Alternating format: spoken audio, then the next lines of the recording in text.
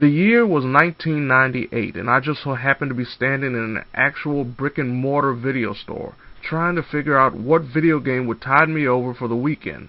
Most of everything on the shelf designated for PlayStation games had already been played by yours truly, or just weren't of any interest to me. Then I saw one particular game's cover, bright red in color. The title almost screamed out, "You must play me today."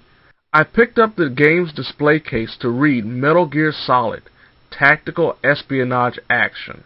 My aunt would be kind enough to purchase the game for me a month later after my rental was over, and I would spend the next several months playing through the game's most rigorous and memorable moments. I was hooked and an official Metal Gear Solid fan.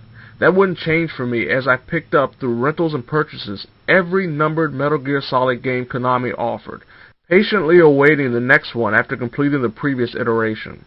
Now, almost 20 years after playing the first Metal Gear Solid, I embarked on Metal Gear Solid's potential final journey with Metal Gear Solid 5, The Phantom Pain.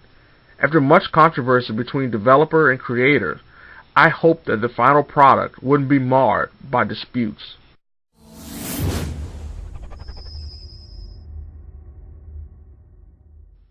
Metal Gear Solid 5 The Phantom Pain follows the events of Metal Gear Solid 5 Ground Zeroes, a prologue game designed to introduce the Phantom Pain's world, characters, and gameplay style to console and PC owners. 9 years after the events of Ground Zeroes, Venom, Punish Snake, or Ahab, or Boss, or Big Boss, or whatever you want to call him, awakens from a coma and is joined by allies both old and new to create a military faction called Diamond Dogs, that they hope of not only becoming a legitimate army, but also finding the person or people responsible for destroying his old unit and leaving him with a giant piece of metal sticking out of his head. The first hour or so is very Metal Gear Solid-esque, complete with in-game cinematics, linear paths, and moments you would only expect to see in a Hollywood film. But unlike 5's numbered predecessors, the game takes a sharp left after the initial hour and opens up the world for the player to make their own story through customization and mission pacing. Rather than being forced to take a linear path that is convenient to the story, handlers of Snake enter areas located in both central Afghanistan and the Angola-Zaire region of Africa to complete missions both important, simply called missions, and ones that are detached from the story, side ops. The player is tasked with not only completing the missions to help him or her succeed, but also build up the game's central hub, Mother Base. Though the game asks for more action and story than most are used to when playing a Metal Gear Solid game, my main focus coming in was the story. The franchise's lore and characters have always been incredibly intriguing, and I was solely interested in seeing how the series would conclude while tying up loose ends and maybe even creating a few more for speculation's sake. I witnessed all 3 available endings, placing the game while going through side ops, building a mother base, recruiting soldiers, finding Easter eggs. I spent 90 plus hours playing, with around 30 of those hours occurring during Chapter 2, and completed all of my goals and achieved most of the trophies available.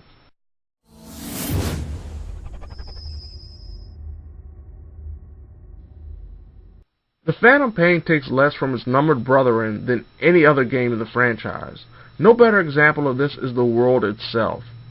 Metal Gear Solid 5 The Phantom Pain features a sandbox-like environment where the player isn't usually stuck in a building or on the figurative rails that was a Metal Gear Solid trademark. While the game's mission structure is still rooted in go there, do that, get out, the ability to decide how you go about the mission is mostly up to the player at all times. Want to be stealthy? Use the cover of darkness by doing the mission at night while wearing a sneaking suit. Like the action-adventure possibilities featuring a drawn-out shootout? With the right weapons and Snake's battle dress, it's not actually a dress, mind you, you can pick off enemy after enemy in grand fashion. How about taking one of 4 fully functional and actually helpful AI companions, or buddy support as it's called in the game, on the mission to get you there faster, scope out enemies, and even take out potential adversaries before they even know what's coming. With each main story mission comes a rating that goes up to S rank, depending on how fast and effective you are on the field. And the rating can be helped by how many hidden objectives you complete during the mission. Though simple, it adds a level of replayability that is not seen in any other Metal Gear Solid games. Very few open world games like this actually go out of their way to tell the players do it your way without adding, but it'd probably work out better if you did it this way. With the Phantom Pain featuring the first real open world in the numbered series of Metal Gear Solid games comes the needed addition of dynamic time and weather. Day and night cycles last as one would expect, even in nature, but not in real time. Added to the player's ability to see the sun set and rise during one session, Snake can bear witness to Mother Nature's power. The plains of Africa will witness rain showers and thunderstorms that can cause animals and people alike to scurry. The blistering sun will see enemies take water and smoke breaks under the nearest tent. And the unpredictable sandstorms of Afghanistan, my personal favorite, can blind anyone not prepared, leaving them vulnerable to sneak attacks. You wouldn't believe how many times I've been pinned down when a plan goes awry, only to have a random sandstorm kick up enough dust to shield my escape. But what about the way Snake handles and the game's core mechanics? For those who had the ability to play Ground Zeroes, one wouldn't be surprised that everything found in that game, from a gameplay perspective, is indicative of what you can expect from the Phantom Pain.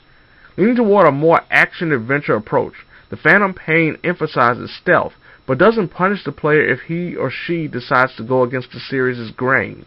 One of the best examples of the Phantom Pains is wanting to help the player succeed even if stealth fails is the addition of Reflex Mode, an ability that allows time to slow down when Snake is spotted by an enemy, and gives the player a few seconds to drop the potential alerter before everything goes downhill. While some Metal Gear Solid fans condemn Reflex Mode for hindering the true Metal Gear experience, it does help players avoid an entire mission failure simply because they didn't spot one lone soldier walking out of sight. Plus, Reflex Mode can be turned off at any time. There are more additions to the core gameplay to make the Phantom Pain the most dynamic Metal Gear Solid game possible. Players can take Snake out of a sticky situation by calling in air support, or bombard mounting oppression with rockets. Pick the wrong weapon for the job while preparing for a mission? Call in a supply drop and switch items in 30 seconds flat. The player can also switch out buddies who gain abilities depending on how much the player uses them in battle at any time during the mission, once again potentially stopping a foobar situation from unfolding due to quick actions of the AI. The Phantom Pain doesn't just ask the player to be smart in decision-making when it comes to the battlefield. The game wants you to structure Mother Base, the home of Diamond Dogs. As players make their way through the game, they are given the ability to filter and extract items and people that are needed to build the most fearsome militia imaginable. Using high-power binoculars, players are able to identify enemy special traits and abilities before knocking them out and transporting them to Mother Base with the touch of a button. The individuals and items obtained through filter extractions become critical in fully experiencing what the Phantom Pain has to offer. With materials and GMP, the game's equivalent of currency, the player is able to expand Mother Base, giving room for more soldiers to develop weapons and gear faster, heal wounded soldiers who have been sent into off-screen combat deployment to gather resources, recruit other would-be Diamond Dogs, and defend the player's personal fort from online attacks by other players from around the world through the game's forward operating bases, or FOB campaigns. Depending on the skills of these soldiers taken in, players are given the opportunity to craft more items and weapons than one could ever need for a game like this. These special recruits can play a critical role in the gameplay experience if the player chooses to go out of his or her way to attain them. I, for example, played a few side op missions to ensure that I had a suppressor specialist, who could then turn my tranquilizer rifle into a weapon that would take down an entire base without me ever getting spotted once. Customization options concerning weapons, gear, vehicles, and even the buddies are so in-depth and fun that it's hard to believe how we Metal Gear Solid gamers got along without them for so long. There's also Metal Gear Solid Online, which wasn't released until a month after Metal Gear Solid 5 The Phantom Pain came out. As expected, Online is a competitive multiplayer experience that allows players to team up and play Metal Gear Solid versions of Team Deathmatch, Capture the Flag, and a mixture of the two. The player has the opportunity to create his or her own character to play as, in one of 3 classes, each class focusing on one particular skill, be it stealth, long-range combat, or heavy weapons and explosives. I'm not the biggest multiplayer gamer in the world, but I found myself highly entertained with trying to survive while getting my revenge stealth kills. Most importantly, I was incredibly happy how easy it was to find a session and had no connection or slowdown problems seen in lesser online experiences. As much as I praise the Phantom Pain, the game isn't perfect. If you haven't noticed yet, nothing about the story was mentioned in the positive section of this review. Now, don't think that this means the story is terrible. Actually, the plot presented is rather strong, but it's the way everything is presented that hurts the overall story. Rather than stick with the typical narrative style of past Metal Gear Solid games, the Phantom Pain throws short cutscenes at the player before and after certain missions, leaving the rest of the narrative attached to cassette tapes. That's right, you have to listen to a bunch of tapes to gain a full appreciation for the plot. Most of the recordings are short, around 3 minutes in length, but later tapes can reach the double-digit mark in time. Since this game is based on stealth, listening to tapes during missions is pretty much a death sentence, meaning players will either be sitting in the helicopter or hanging around Mother Base playing tape after tape to fully understand what is occurring in the game. That's a lot of wasted time that could be used actually playing the game. Then there's the Xenogears Disc 2 problem. For those who don't know, Xenogears was a game that came out around the same time as Metal Gear Solid 1. Xenogears' second disc changed the way the plot was showcased, sacrificing a lot of the gameplay in the process, giving off an incomplete feel that made many believe budget problems hindered Xenogears' full development. The Phantom Pain suffers from the same problems as Xenogears, with obvious content cut out of the story due to time constraints and the aforementioned problems between producers and creators. There's even a cut fourth ending in the game that was supposed to be the 51st mission, and would have answered one of the biggest plot holes created in Chapter 2, though one glaring problem in the Metal Gear lore is solved by the game's quote-unquote true ending. Probably the biggest error with the story isn't the narrative being abridged, but the plot affecting progress. Late in Chapter 1, something critical to the story occurs that actually hinders the player's progress in building Mother Base.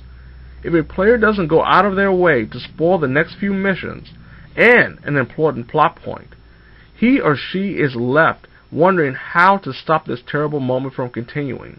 This problem plays out again in Chapter 2, but in quicker fashion, that actually adds a great emotional moment to the game that has far too few of those incredible memorable instances compared to the previous Metal Gear Solid offerings. If there's one thing I hate in any video game, it's being punished for progressing and attempting to play the game as it's intended. Though the missions, both big and small, are mostly fun and enjoyable, they are rarely unique once you make it through the first 10 or so hours. This creative gameplay problem is seen in full during Chapter 2, where old missions are reused with added stipulations like the inability to use buddies or failing a mission if Snake is spotted. There are some meaningful Chapter 2 main missions and side ops, with some of those missions tied to the story progression only becoming available after playing random or some important side ops. But those missions fail to truly be anything other than big time wasters. With a lacking group of major antagonists, the Phantom Pain also doesn't feature memorable boss battles in the same vein as the fourth wall breaking confrontation with Psycho Mantis in Metal Gear Solid, or the sniper duel against the End in Metal Gear Solid 3. There are boss battles in the game, but few and far between, and struggle to leave a lasting impression. There are a few minor technical problems I've experienced during my time with the game, including Snake's problems with climbing rocks, an enemy spawning randomly from out of nowhere. There were difficulty spikes and finicky AI that ranged from competent to blind and deaf. Metal Gear Solid Online is dependent on the leveling system similar to Call of Duty's Prestige system, causing players who don't play religiously to work from behind and maybe even hinder their team. Then there's the option of spending real money to increase a player's FOB base, continuing the trend of microtransactions seen in games nowadays. And most of those impressive moments seen in the pre-launch trailers are pretty much the entirety of the epic Metal Gear Solid style cutscenes. But those nitpicky lowlights rarely hinder the tightly refined gameplay and makes Metal Gear Solid 5 The Phantom Pain any less fun. It's a lacking of certain traits that made previous Metal Gear Solid games great, like a memorable plot, characters, missions, and boss battles, that also makes Metal Gear Solid 5 The Phantom Pain feel less like the potential fitting in of a franchise rooted in delivering something extraordinary from a gameplay and storytelling perspective.